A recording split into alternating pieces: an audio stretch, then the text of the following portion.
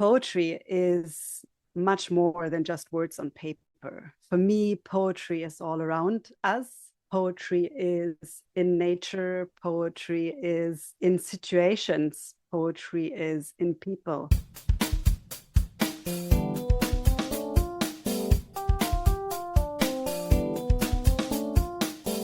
Welcome to Your Creative Mind. This show is all about tapping into your creativity and using it to build a life you love. You'll hear practical tools, inspiring stories, and conversations with artists, writers, innovators, and change makers who are doing the work, so you can too. Let's spark your imagination, focus your energy, and create with purpose. Ready? Let's go. Hey there, and welcome to the Your Creative Mind podcast. I'm your host, Izolda. Thank you so much for being here. And you're going to love today's guest. I just met her and I already love her, but I'm also loving the things that she does. And let me tell you what Nicole Rank does. Nicole is a holistic teacher, an intuitive guide, and the author of Limitless, sharing the word or the world through love's eyes. Nicole's mission is simple and profound: to help us connect to our creativity and spirituality through the power of love and poetry. And you know me, I love connecting to creativity. I do it through creativity and mindfulness. Nicole does it through creativity and spirituality and poetry, which is super cool. So in this episode, you're going to hear how creativity isn't just an artistic expression. It's a gateway to mindfulness, authentic living, and personal transformation. Whether you're an artist or someone looking to add more creativity to your life, Nicole's insights, it's like listening to me do a solo episode, right? Nicole's insights are going to inspire you to shift from reacting to creating. So grab a seat, grab a notebook if you want to take some notes, or maybe even write some poetry yourself, and get ready to be inspired by Nicole's approach to living creatively and mindfully. Nicole, thank you so much for being here. Welcome. Well, thank you so much for having me, Izolda. I'm so delighted. Oh, it's my pleasure. As I mentioned to you before we started this recording session, I love poetry. I was an English major in college and studied a lot of poetry, did a lot of poetry criticism.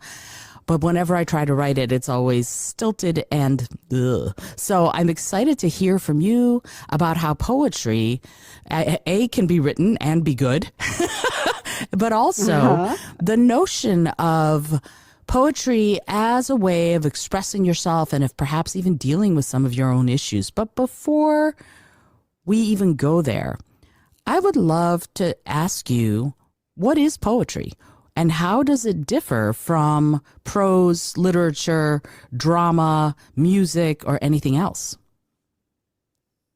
Well, that's a very good question because I think we often try to define poetry in this very narrow way that we also were introduced with at school, mostly. Mm-hmm. I mean, that's where we first touch base with poetry, mostly. Although if our parents read to us, then we might have heard it before in children's stories, because they are often rhymed and often crafted as a poem. But we may not have recognized that. And then at school, we learn how to approach a poem in a very narrow way, in a very analytical way, coming from our mind and not from our heart. And I think poetry is much more than just words on paper. For me, poetry is all around us. Poetry is in nature, poetry is in situations, poetry is in people, and poetry is in our hearts, and it's an expression of love and the manifestation of love, I would even say. So that's what's poetry for me. Well, I love that answer, and I am very curious, as someone who used to work at NASA teaching about nature, teaching about the environment, there were times when the kids got it when we were talking about soil and they stopped referring to it as dirt and started referring to it as the thing that grows all the food for everybody on the planet. And they got sort of the wonder of it. But I'm wondering, you mentioned poetry is nature. Can you talk a little bit about what that means to you? How is poetry in nature to you as a poet? Well, first of all, I get inspired through nature so much. Like I just need to look at nature and the poetry, the words that they come. They just come like if I yeah, like a well inside me. Like they just flow out. I just look at a field that is covered in frost and immediately the words come to my mind and form themselves into a nice poem or poetic prose or whatever you want to call it. But it somehow lets these words emerge. And I think nature is so full of wonders, full of little wonders. Just look at a flower. How many details are in a flower? How many things? How many different flowers are there? How many colors do flowers have? And how is a flower emerging from nothing? Like it's just this little seed. And then after a while, it's this beautiful flower. You wouldn't even think that it can get to that. So I think it's really wonderful. And we take this for granted because we look at it every day and we know, yeah, it's a flower. And I think many people might smile because they just like, okay, Nicole, why are you staring at nature? It's like, come on, it's there every day. But I think that's where the mindfulness part comes in. And I think when we take time to really notice the beauty and the wonder of a thing, then we uh, we open ourselves up to the poetry inside us. You're going to hear me pause. I've embraced the pause.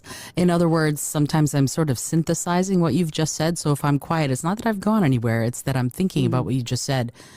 And I'm a huge fan of flowers. I'm a huge fan of nature, and I immerse myself, even though I live in New York City, there's plenty of nature to be found. So I immerse myself in nature often.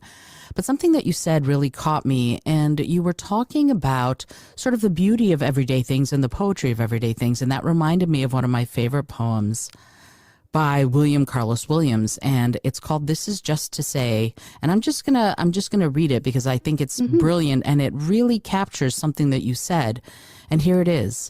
This is just to say, I have eaten all the plums that were in the icebox and which you were probably saving for breakfast. Forgive me. They were delicious, so sweet and so cold. And that moment of a quick note written to the love of your life saying, I know you did this. I know you were saving them. But he turned it into this beautiful imagery, this beautiful sort of, a poetry, but it is poetic too. And it is making something that's everyday into something magical. Can you talk a little bit about how when you're writing poetry, and I know you said that it sort of overtakes you when you're looking at a field of frost or something, but if you sit down to write a poem, how do you make the everyday magical? Well, that's part of my mission. I call that love eyes. So part of my mission is to look at the world through the eyes of love and see like the mundanest thing as something beautiful. Like there was time, for example, when I sat with my morning coffee and I looked at my cup and at my mug. Like I love big mugs with a nice writing and an encouraging quote on it or something. And I looked at it and I saw the mug with all the uh, paintings on it and the form and the shape. And then I thought about what had to happen for this mug to be there. How many steps, how many people were involved. And then, also you need an oven, you need fire, you need whatever. Like I won't go into detail here, but you can do that experiment for yourself with any item that you have and trace it back. Like what little things had to be invented in order for this to be there. And I think that is truly magical, that we created that as human beings, and we are creators. That's another part of my mission as well, to help people realize that we are creators of our reality. We are the creators. We're not imitators. We're not born to be imitators, and we're not born to be victims. We are creators. Everyone has this innate ability to create, and the words get cloaked within time. Love has another meaning. Creativity has another meaning, because people now judge themselves and say, oh, I cannot, I'm not creative. How often do I hear that? And I always cringe, because I think like everyone is creative. I know what they mean. So they mean that their creativity is not perceived as good or beautiful or aesthetically pleasing. And I think that steals from us, that steals the freedom from us to express ourselves for who we truly are. And that also connects to a society that has learned to please instead of to create. Yeah. So it's a very broad broad bow that I like. I don't know the English term for it. Einen Bogen schlagen is it in German? So I'm wrapping that up here very widely. So where was I going with that?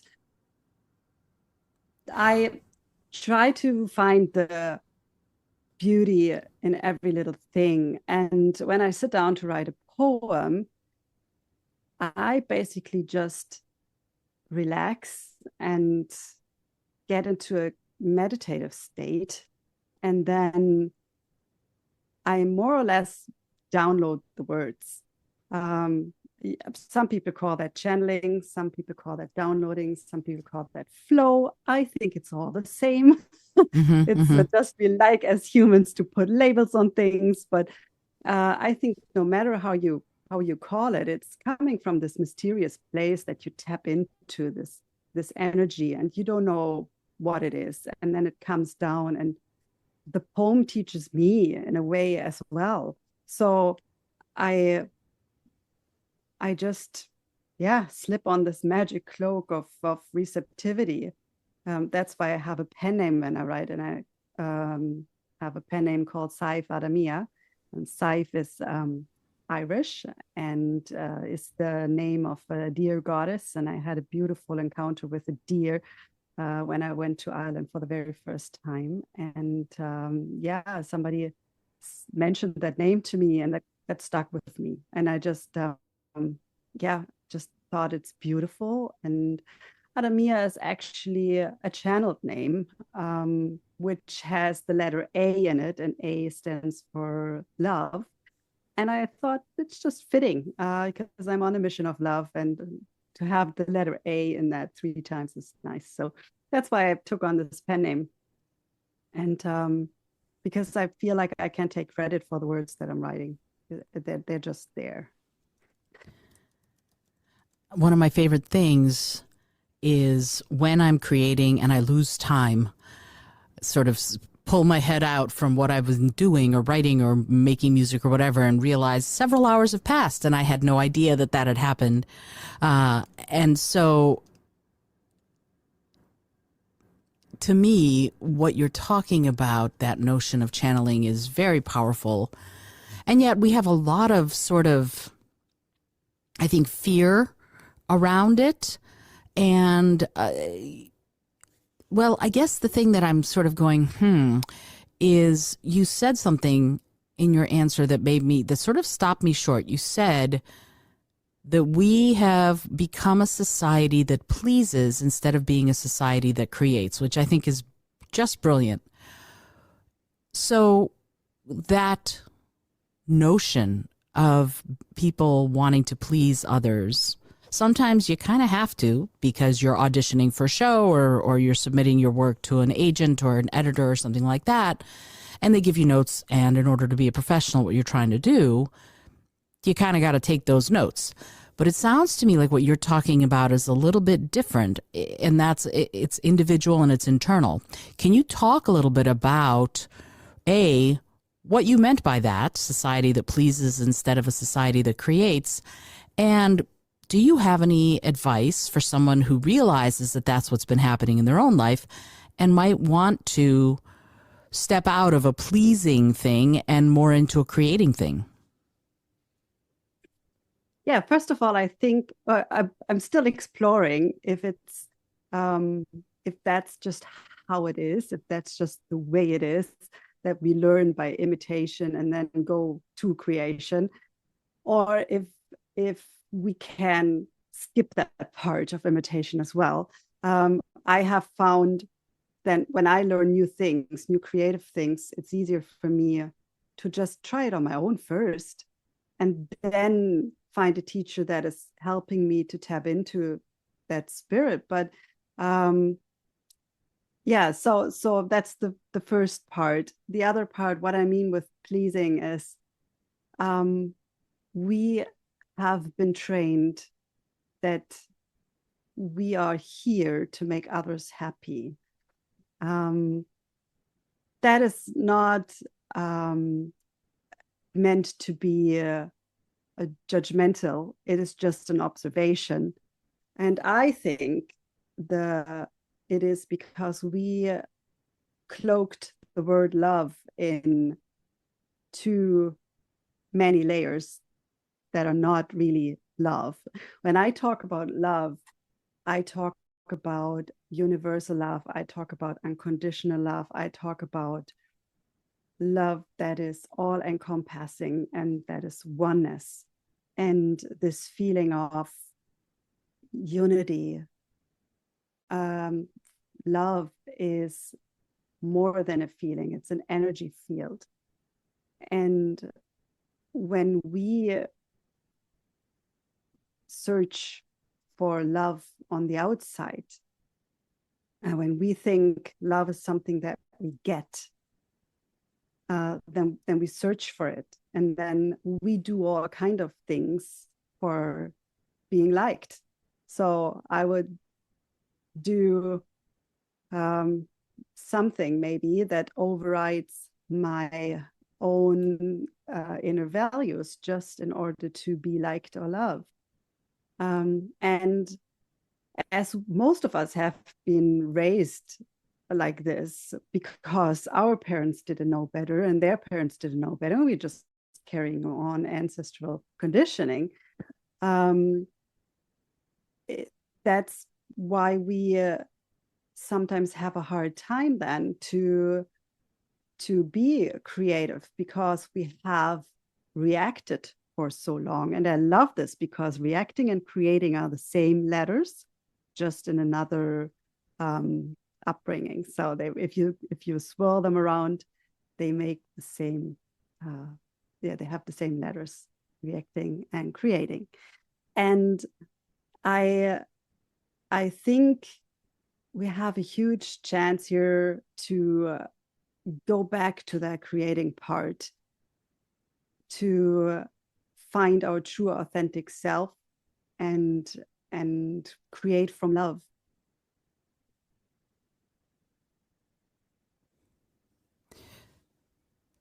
So when you're talking about true authentic self, how does, in your mind, poetry, since that seems to be your method, how does it do that? How does it unlock an individual's true authentic self? What's the occurrence? What's the method? Or maybe process. What's the process? Yeah, there are different processes. Poetry is a reflection, or can be a reflection. So it can either be that I read a poem that speaks to me and that unlocks something in me. It doesn't have to be even a poem. It can even be a word, or it can be a book where something is written in it. And then this, sometimes single sentences change us. They like words can change us.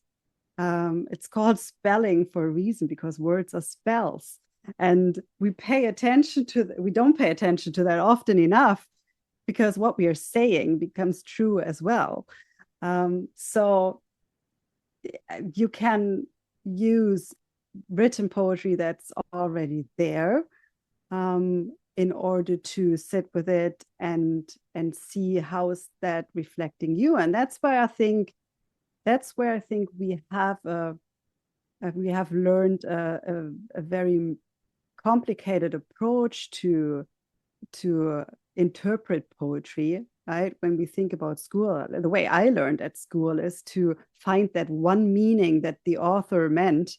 And now, having written poetry myself often, I think like I don't even know if the author knew what he meant actually. So it's funny that at school somehow we've tried to find that one meaning that the author might have wanted to say with it.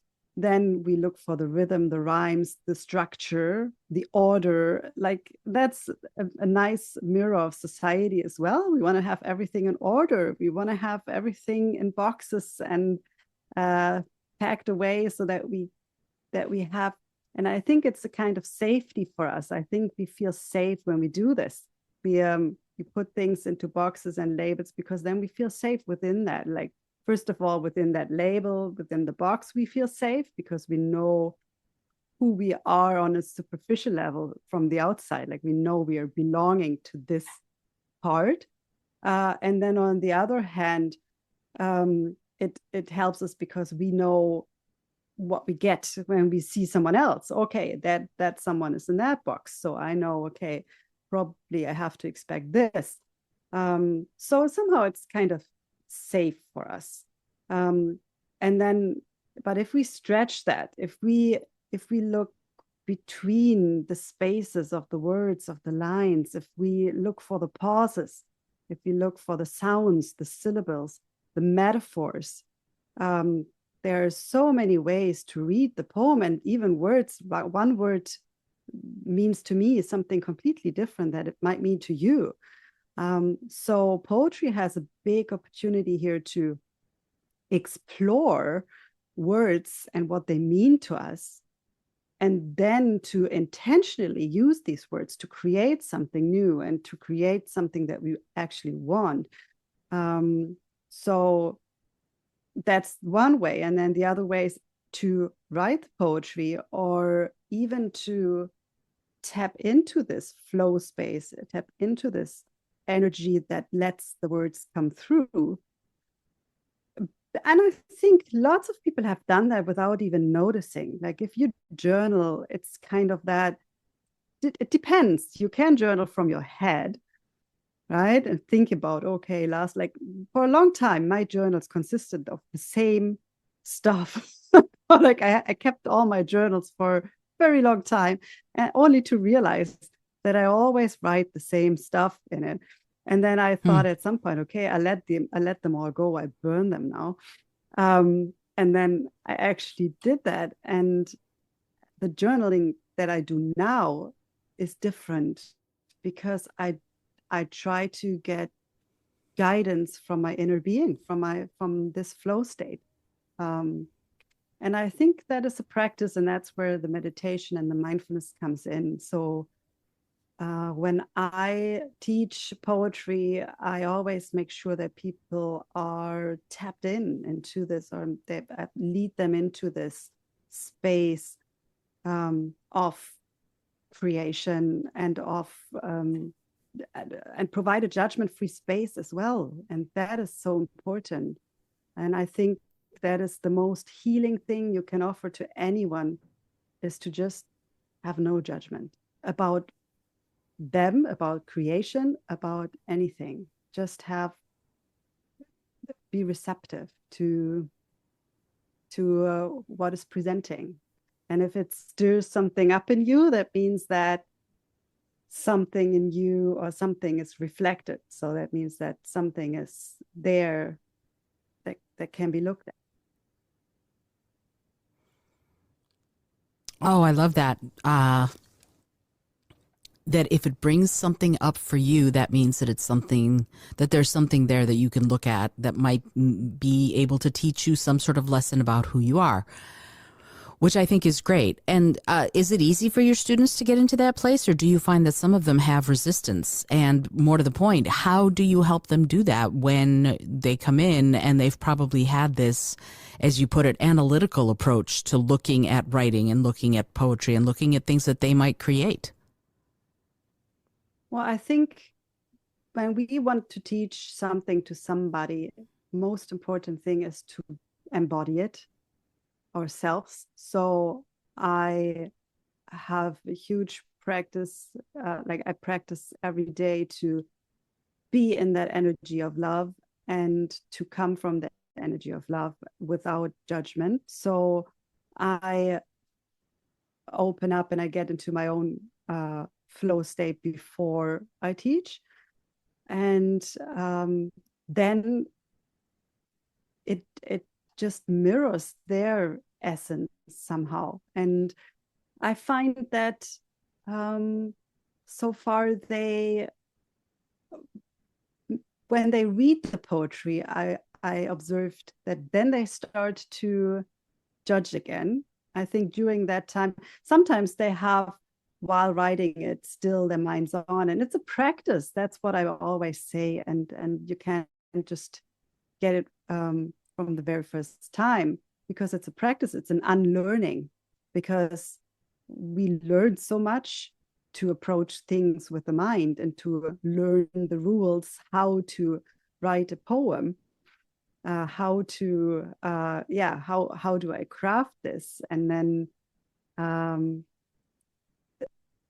whereas it's more an intuitive approach to just access this place, this flow state.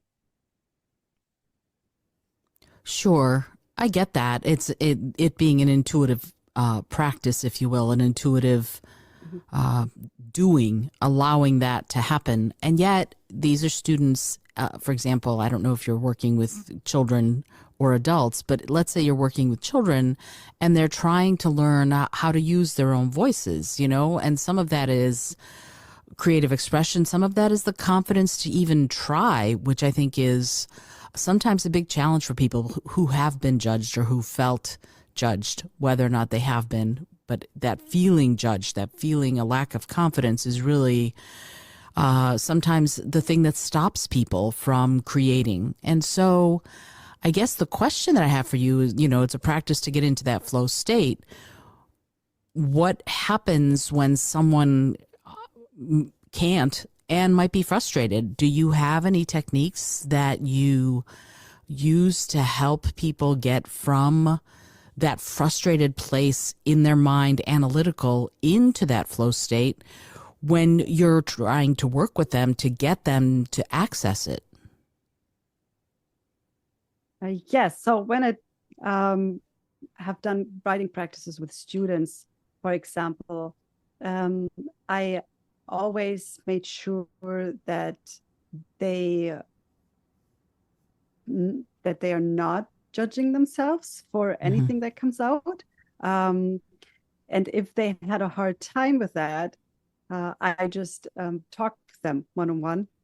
And oftentimes I challenge them to try to use the judgment part and write that down as well.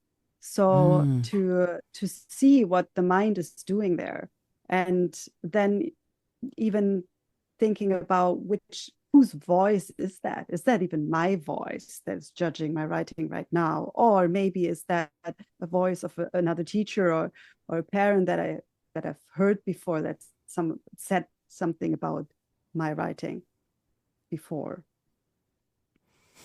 So somehow it's looking at those limiting beliefs as well. That statement, limiting belief, has always been problematic for me, actually, because on some level, we don't really know what it means. Everybody talks about it, everybody says it, and it always makes me go, what does it actually mean? It's something that's keeping you from accessing who you could be, I guess, or who you might be.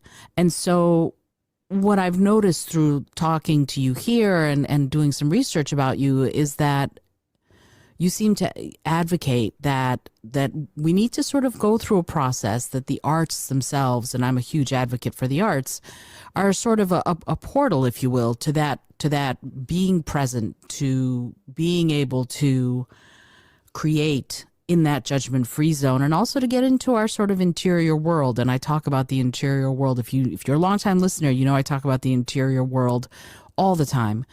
And so can you talk a little bit, Nicole, about that portal that you want to sort of encourage other people to almost walk through in order to find or embrace that notion of unconditional love? Yes, I think that portal is the poetry. That's it's because poetry is evoking a feeling, an emotion, and poetry is evoking a field that we then can bathe in. It's the same with songs or other arts as well.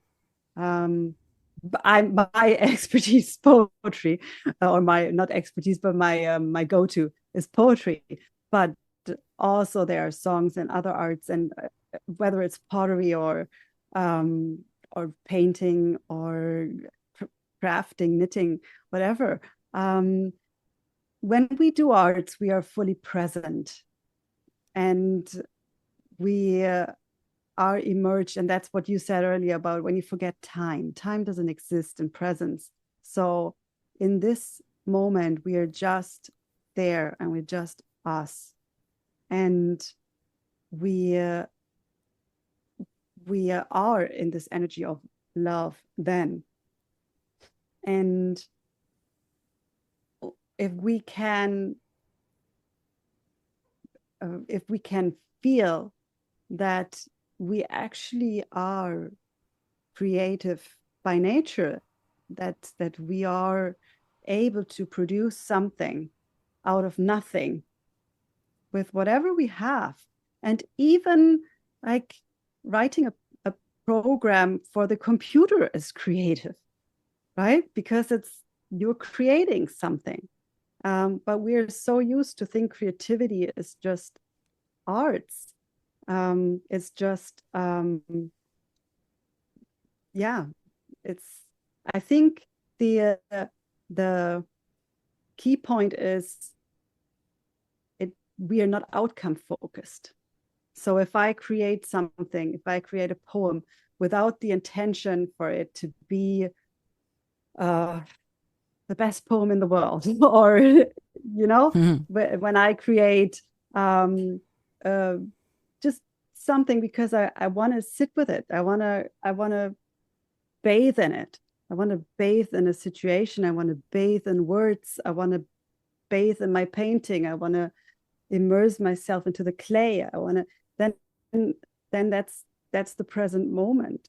And then we are in our, that's when people say they are in their element, because they're in themselves, in the element of love, in the frequency of love. That's what we are. For me, being authentic means being in the energy field of love. And on the other side, there's fear, and fear is wonderful to get people to do what you want them to do. That's mostly made with fear. And if we stay in this energy field of love, and if more people would realize that we are already the love, and that we don't need to buy into all this fear, then I think the world would be a better place. Well, I certainly can't argue with that. That is for sure. But it is interesting to me, this notion, as you mentioned, of fear.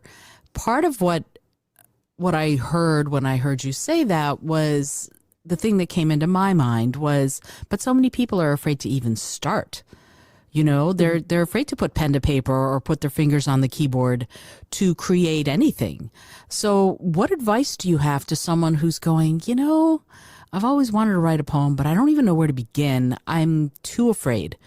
What do you say to someone who comes with that?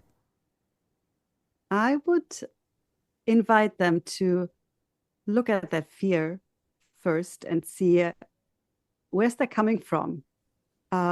What are they fearful about? What's the worst thing that can happen?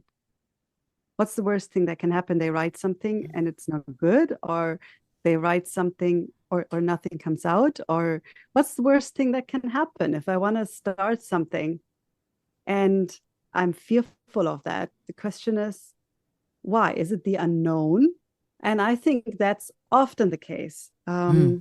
And being someone who's practicing being in the unknown very much by just moving countries and just leaving my corporate job and everything. So it's very unknown for me, and I must say my nervous system is very alerted oftentimes. So Mm-hmm.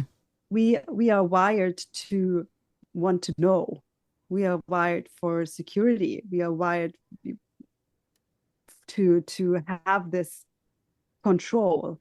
But when we look at nature, there we have nature again as a wonderful teacher. Nothing is permanent in nature. Everything is ever changing. And so are we. So there are lots of unknowns. But when we are able to step into the unknown and flow with the unknown, then magical things happen. So I think it can be a beautiful place to not know how my art will turn out, to not know how this poem will turn out or what will come out. And then the question is, or maybe this person is afraid of feeling actually, because then when the poem comes out, it might be that it evokes feeling. And we have often a resistance to feeling as well, because we're so used to numb ourselves with several things. So I think that's it's a beautiful place to be, to start something new and not know how it will turn out, because it could turn out good. It could turn out good. And my poem fits perfect here. I want to read the poem. It's called What If? And we often have so many what ifs in our heads, and they're mostly fearful what ifs. What if that is not working out? What if, what if, what if? So this is my poem called What If? What if there's no limit of who you can be? What if the things you see are not reality? What if truth is a perception, alienated by the patterns that are woven so beautifully in your being? What if faith is the natural source that is circulating in your blood, and you just don't remember to drink from it? What if love is safe, and you just spend your whole life trying to prove that it is not? What if you change the plot? What if you make love the main character of your life, in your life, and use all the other ones as mere means to create your happily ever after? What if?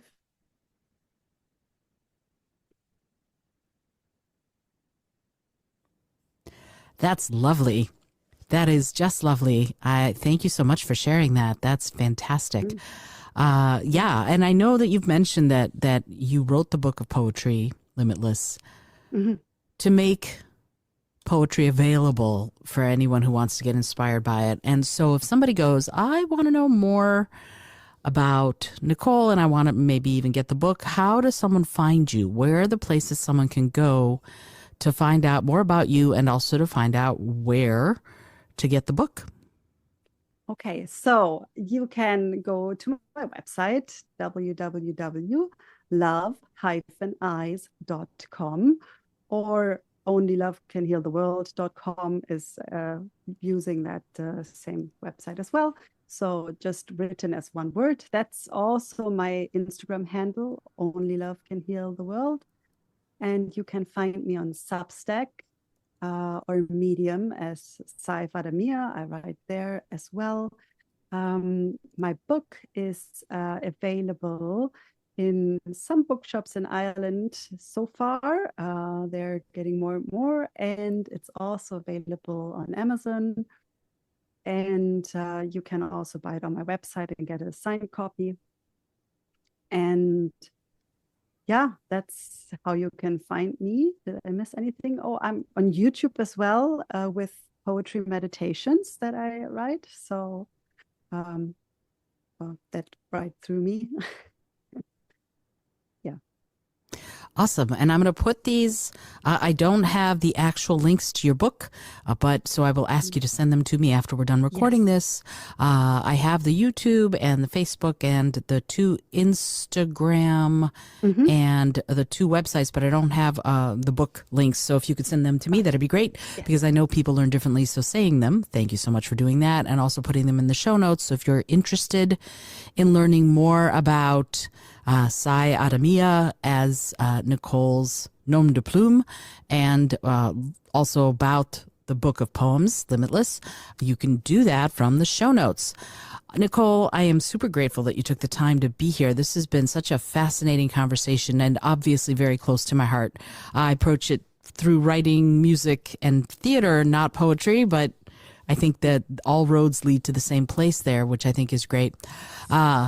I do want to ask you the questions that I ask everybody who comes on the show before we finish this conversation. And the first question is, what is it that gets you up in the morning? And I don't mean an alarm.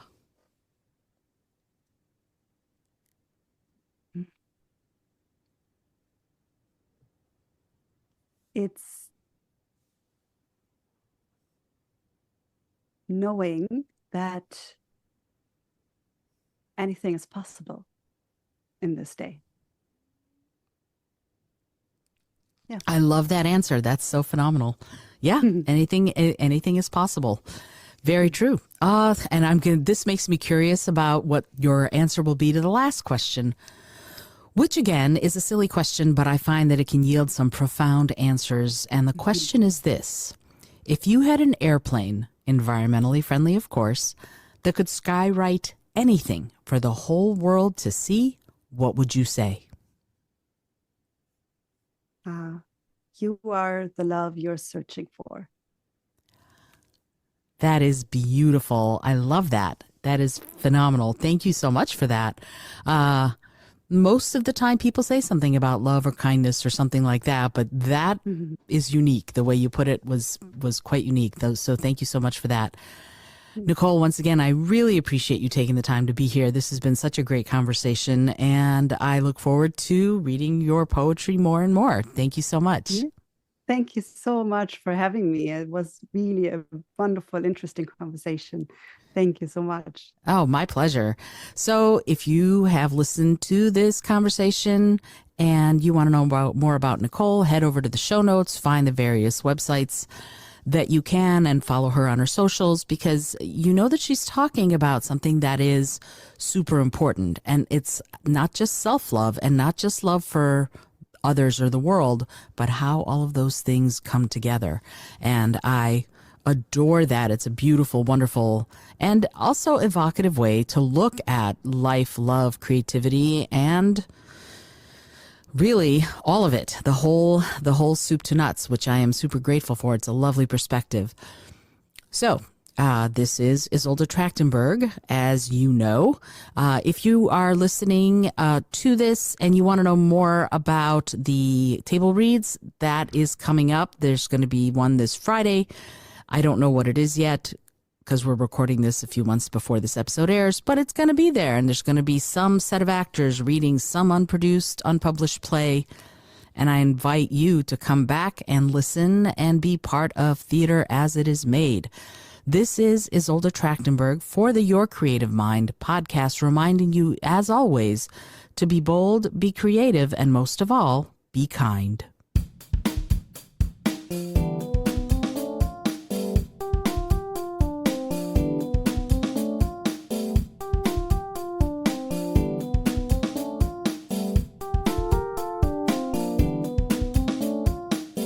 Thanks so much for joining me today. I really appreciate you being here.